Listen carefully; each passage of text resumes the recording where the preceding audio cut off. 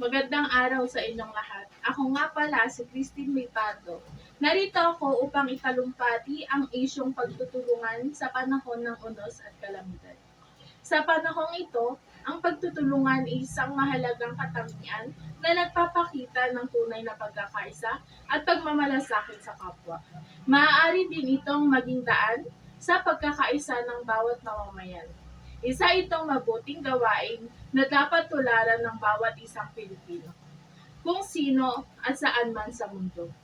Sa bawat pagkakataon ng pagsubok, ang pagtutulungan ay nagiging pundasyon ng pag-asa at pagbangon ng komunidad. Masarap at magaan sa pakiramdam ang tumulong. Yung tipong walang hangad na kapalit, tanging hangad lang ay mapasaya at malimutan ang masakit na problema na hinaharap ng isang taong nahihirapan. Halimbawa na lang sa mga dumaan na bagyo. Maraming taong namatayan, nawalan ng bahay, nagkasakit at higit sa lahat ay walang makain. Ngunit maraming tao ang tumulong.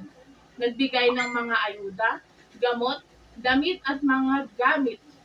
Kaya maraming nakabangon agad sa trahedyang kanilang naranasan. Isa itong halimbawa ng pagtutulungan. Sa pagmamagitan nito, mabubuo ang isang matatag na lipunan na handang harapin ang anumang pagsubok ng magkakasama. Dito natin ipakita ang ating pagka-Pilipino, pagkamaawain at pagmamalasakit. Kahit na kaunti lang ang ibigay, malaking halaga o tulong na ito sa taong nangangailangan at walang-wala.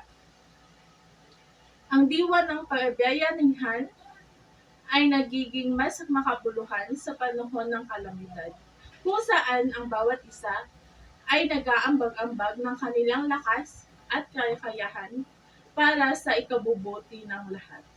Yun lamang po, maraming salamat.